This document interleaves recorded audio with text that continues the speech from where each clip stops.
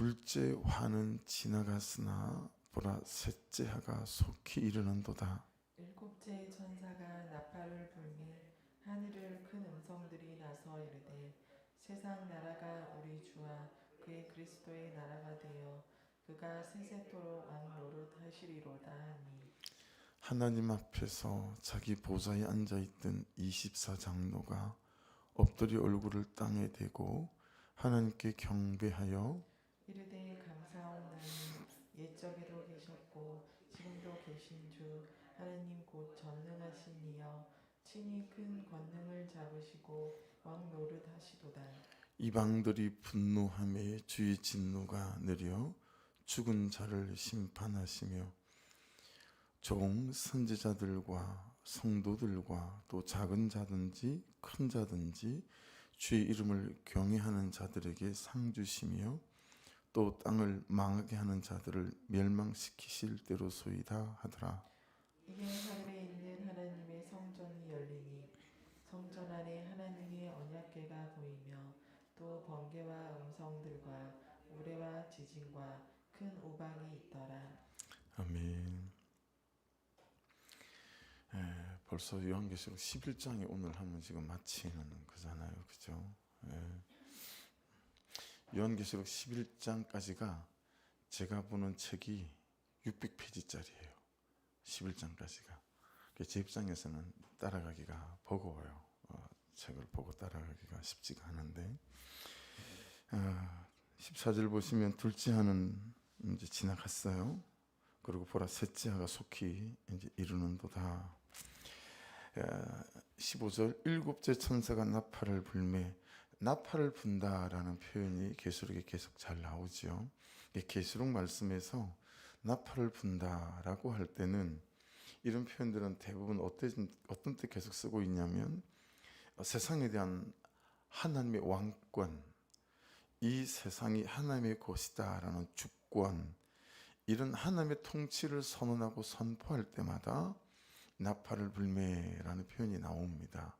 그래서 나팔을 불 때 여러분 연상하시면 뭐 로마 시대나 또 이럴 때 황제가 나타나고 할 때 항상 어떻게 나팔을 불잖아요, 그죠?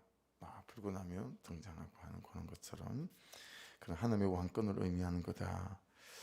그래서 그냥 이 한 말씀이지만 이것도 우리 가운데 적용이 그냥 일어나더라고요. 그러니까 오늘 여러분에게 무슨 일이 이렇게 이제 되어져야 하는지, 오늘 그 일이 있고 또 그 일이 꼭 되어져야 하는데 뭐 그런 거 있을 수 있잖아요. 근데 그것들이 크든 작든 중요하든 중요하지 않든 그 모든 일의 가장 근본적인 주인, 이 통치와 왕권과 주권을 갖고 계신 분이 누구다? 하나님이시다 라고 하는 의미가 지금 계시록 안에서 계속 선포되는 메시지 아닙니까? 그러니까 이번 이게 인정하는 게 되게 중요해요. 맞습니다. 하나님 오늘 그 일의 주권도 하나님께서 갖고 계십니다. 청년들 입장에서는 오늘 입사 시험이라든가 면접이라든가 그런 중요한 것들이 있을 수 있고 또 사업을 하는 분들에게도 그럴 수 있고 참 많은 일들이 있을 수 있잖아요. 근데 그 모든 일의 왕권과 주권이 하나님께 있다 라고 생각하는 것들이 우리에게 굉장히 중요한 믿음이고 인정하는 것들이 중요하다라고 하는 거죠. 이게 분명히 되면 우리의 기도가 어떨까요? 기도로 가져가서 맡기는 것들도 굉장히 자연스러운 일이 될 수 있을 것이고, 그리고 기도로 주 앞에 내려놓는 것들도 굉장히 자연스러운 것이겠죠. 불신앙이나 불순종을 내려놓고 신앙과 순종으로 따라가려고 하는 거겠죠. 굉장히 불합리해 보이지만, 그리고 분명히 옳고 그름을 따지면 내가 잘한 게 많은데 그럼에도 불구하고 하나님의 통치와 그분의 왕권을 인정하고 내가 말씀을 따라 내려놓고 순종함으로 찾아가는 거죠. 그래서 요즘 나를 회개케 하는 나팔 소리는 뭐가 없는가. 그래서 요한계시록에 대접을 지나가고 요한계시록 지나가면서 저는 실제 제 삶 안에서 여러 가지 좀 괴로운 일들이 말씀대로 진노의 대접이 쏟아지고 그러면서 또 편지풍파가 일어나고 또 삶의 죄들이 또 보이고 이런 일들이 이제 실제로 있는 듯하여 실감이 나기도 하지만 또 힘들고 괴롭기도 하죠. 그래서 이 하루도 여러분 하나님의 주권과 왕권을 잘 인정하시면서 또 기도로 맡겨가시면서 또 옳고 그름을 따지기 전에 그분의 주권 앞에 잘 부복하여 엎드리는 그런 적용이 있기를 주의 이름으로 축복합니다. 하늘에 큰 음성들이 나서 이르되 세상 나라가 밑줄 한거 보십시오. 세상 나라가 우리 주와 그의 그리스도의 나라가 됐대요. 세상 나라가 우리 주와 그의 그리스도의 나라가 되어 그가 세세토록 왕노릇 하시리로다 하니 어떤 굉장히 이제 변화들이 일어났죠. 세상 나라가 그리스도의 나라가 됐대요. 그러니까 여러분 한 집에 항상 두 집이 살아요. 예, 한 집에 한 건물에 두 집이 사는 거죠. 세상 나라와 그리스도의 나라, 그렇죠? 이게 현재적인 우리의 모습이에요. 그러니까 항상 뭐가 필연적이겠어요? 영적 전쟁이 필연적이에요. 그렇잖아요. 두 세력이 있는 거죠. 여러분의 가정 안에도 마찬가지예요. 예, 남편과 아내와 자식과의 갈등처럼 보이지만 또 하나 항상 우리가 배후에 뭐가 있다? 영적 전쟁이 있다라는 사실에 대하여 놓치지 말아야 하겠죠. 예, 항상 영적 전쟁이 있다. 항상 그래서 나를 잡아뜨리려고 하고 죽이려고 하고 분노하게 만들고 혈기 일으키게 만들고 날마다 여러분 이기느냐 지느냐의 싸움 속에 저와 여러분이 서 있다라고 하는 것을 알 수 있죠. 그러면 그 뒤에 그가 세세토록 왕노릇 하시리로다. 이 여러분 영적 전쟁에서 어떻게 하나님이 이기게 하시고 또 그 은혜로 말미암아 내가 이길 수 있는가라는 질문을 우리가 할 수 있잖아요.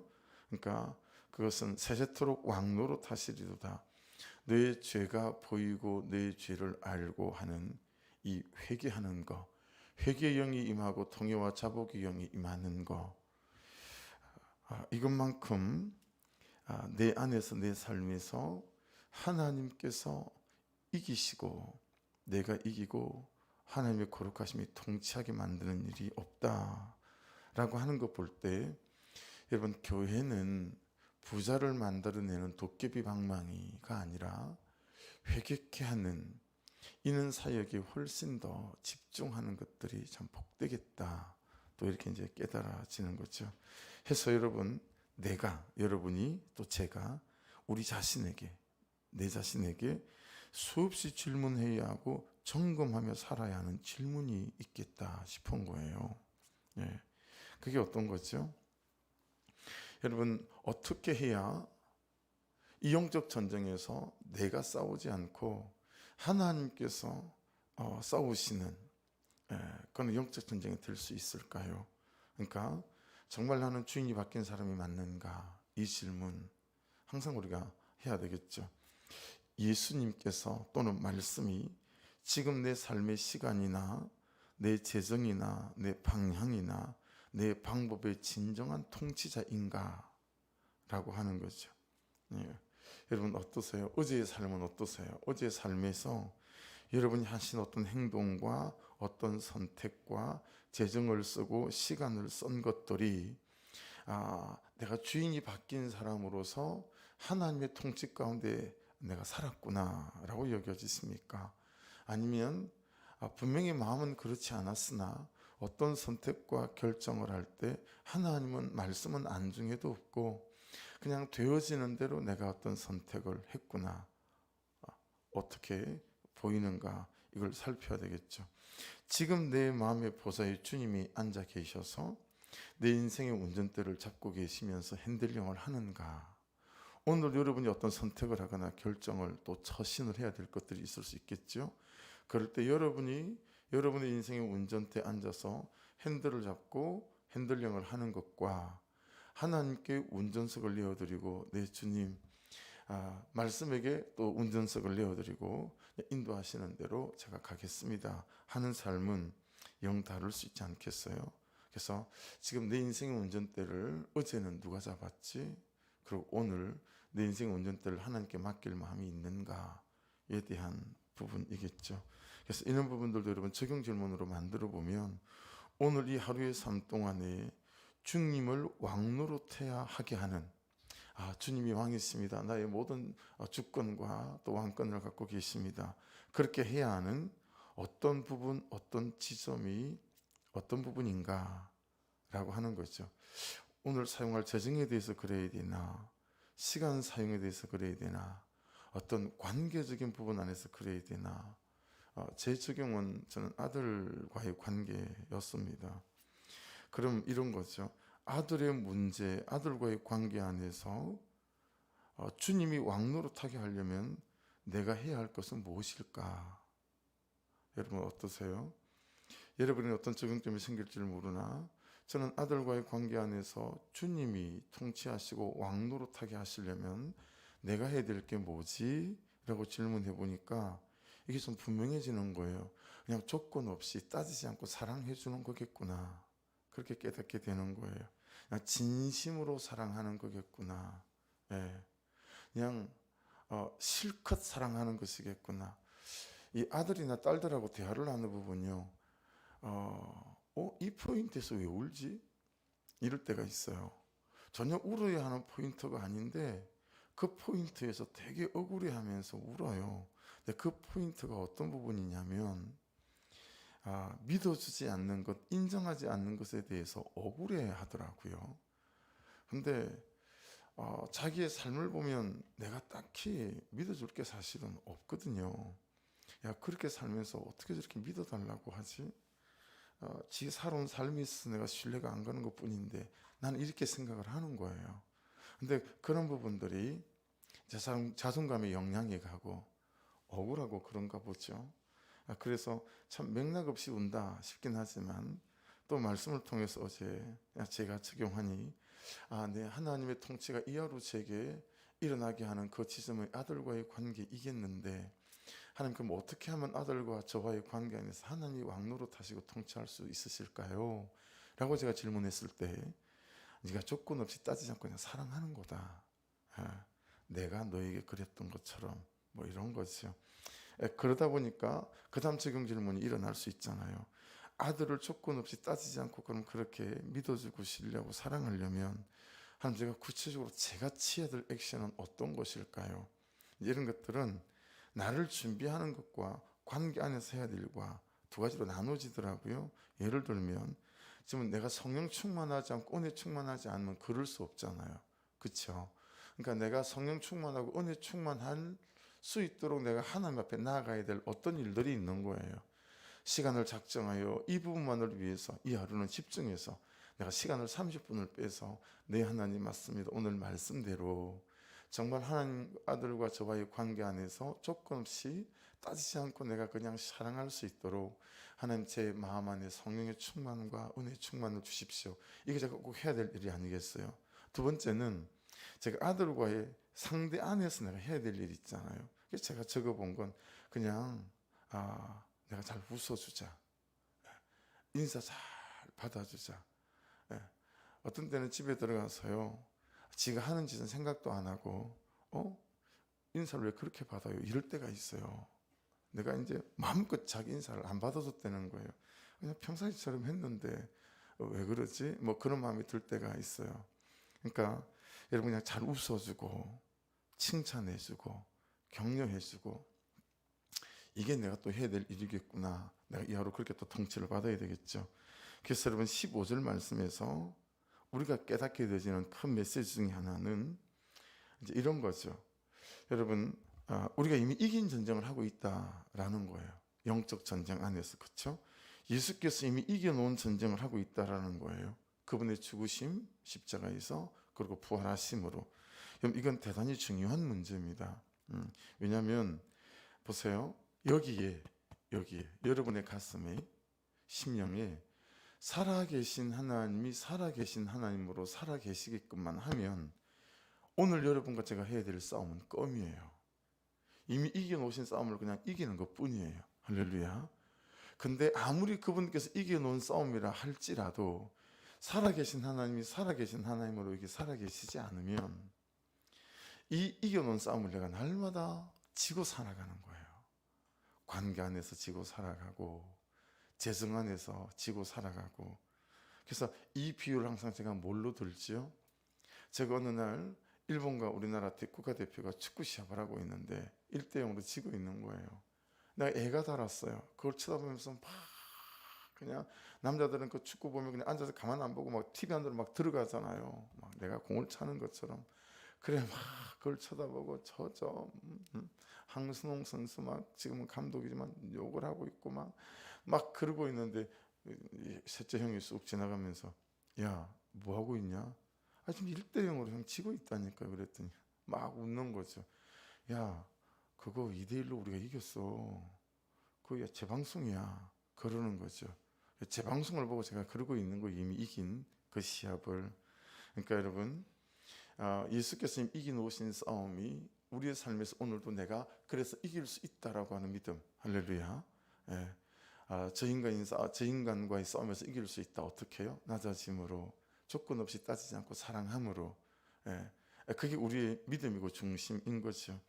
이렇게 보면 내가 무엇에, 어디에 정말 최우선을 두고 살아야 하는지가 분명해지죠. 그래서 이 새벽을 깨우는 우리가 참 잘 하고 있는 거죠.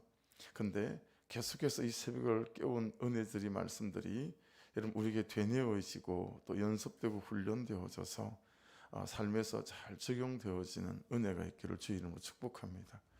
한 주간의 말씀을 볼 때 제가 가장 크게 깨닫고 내 삶에 구체적으로 적용해야 되고 목표에 적용해야 되겠다라고 하는 가장 큰 도드라진 큰 덩치는 생명 거는 적용이었어요. 생명 거는 적용, 목숨을 거는 적용. 그게 수요일날 새벽에 나눴던 메시지죠.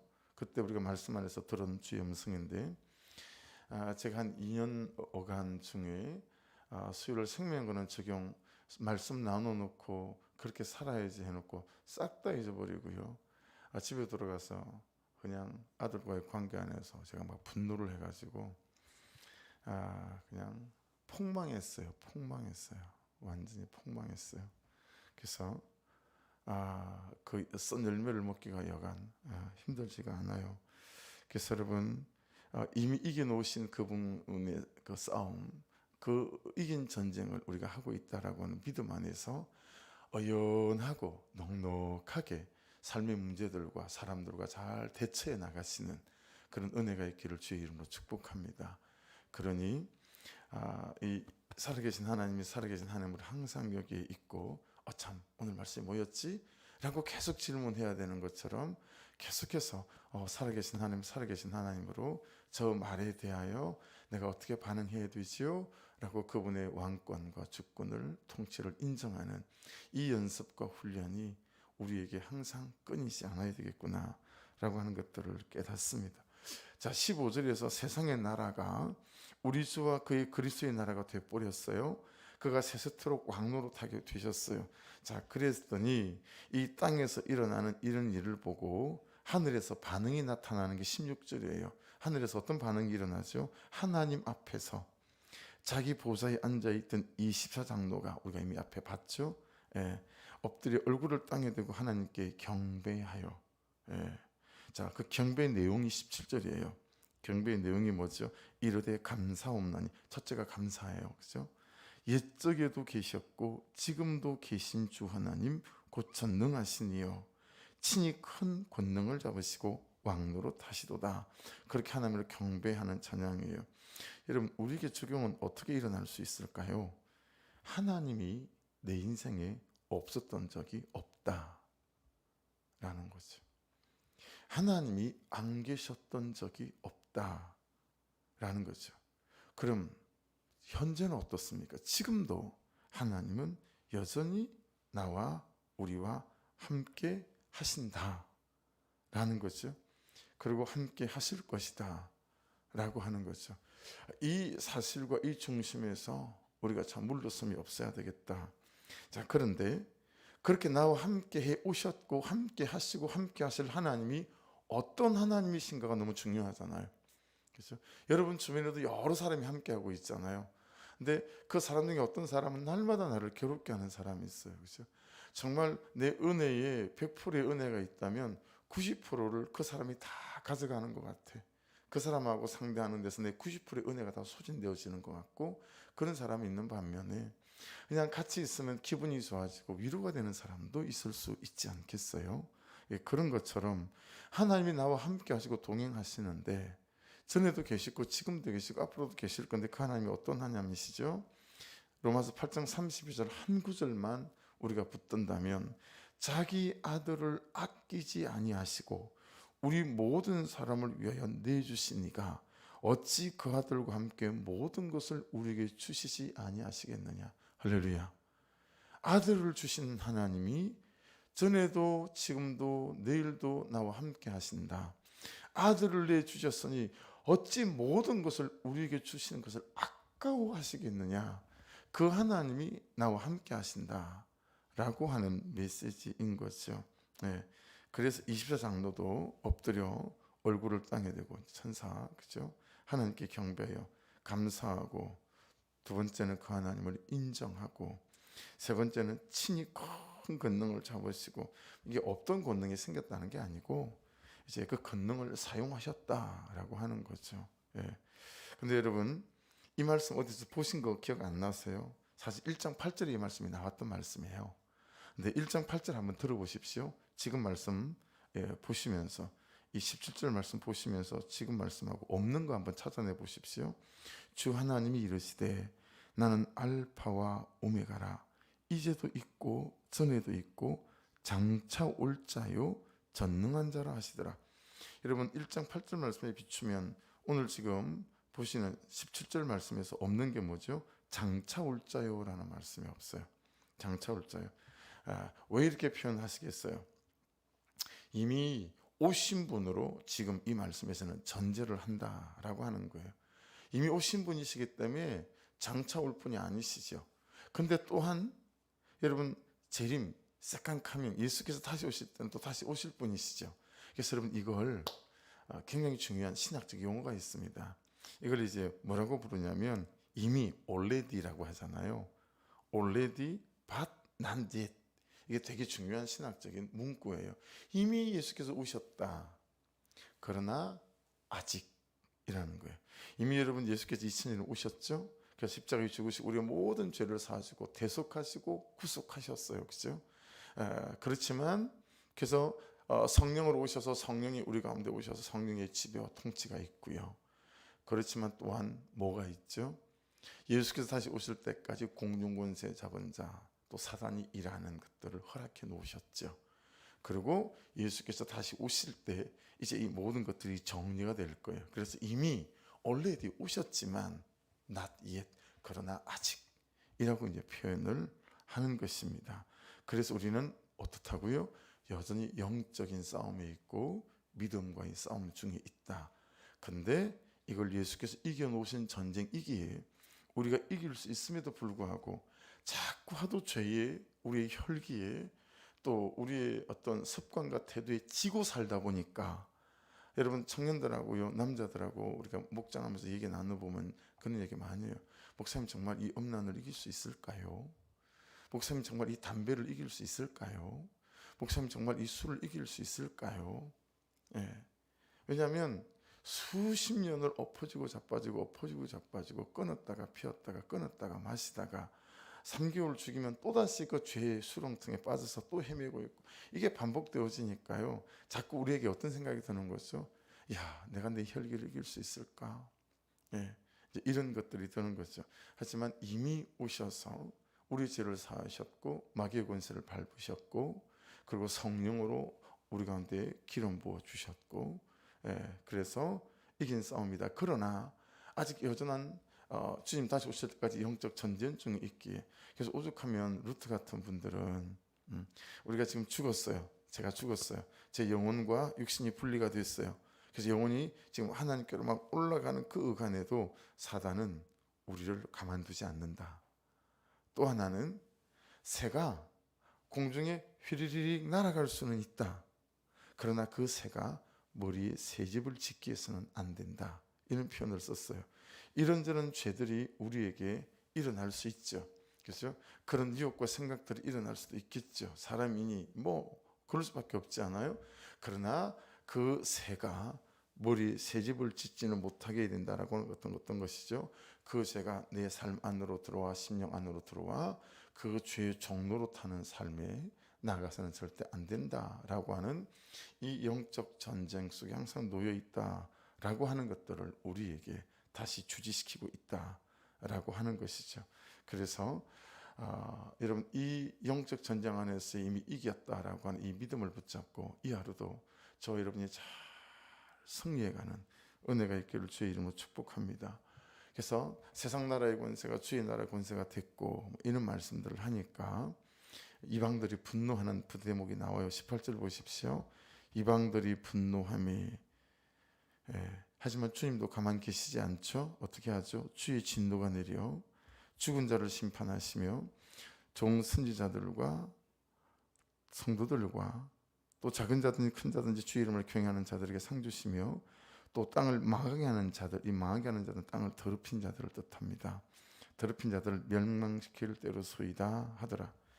이때 이제 여러분 19절을 보십시오. 이에 하늘에 있는 하나님의 성전이 열리니, 여러분 예수께서 죽으실 때 지성소의 휘장이 찢어지시고 오순절 마가의 다락방에 성령이 임하시면서 우리에게는 이미 하늘 성전이 열렸다라고 보는 거예요. 할렐루야.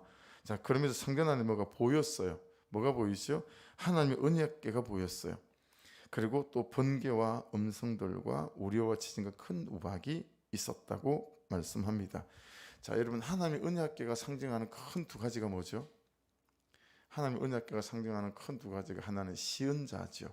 은혜가 베풀어지는 곳이에요. 여러분 왜 한 번씩 그림 보여드린 것 중에 언약궤 위에 천사가 이렇게 날개로 덮고 있는 자목 그 장면이 있잖아요. 이걸 시은자라 그래요. 하나님의 은혜가 베풀어지는 곳. 또 한 개 개념이 있어요. 그게 뭐죠? 속죄소예요. 죄가 사여지시는 곳. 이 언약궤가 갖고 있는 이 두 가지 개념, 은혜가 베풀어지는 것이고 그리하여 속죄소, 이 죄가 사여지는 곳, 죄를 사여 주시는 곳, 이런 거죠. 이것이 이제 오늘을 살아가는 우리에게 어떻게 적용되어집니까? 하나님의 임재로 이런 일이 일어나죠. 그렇죠?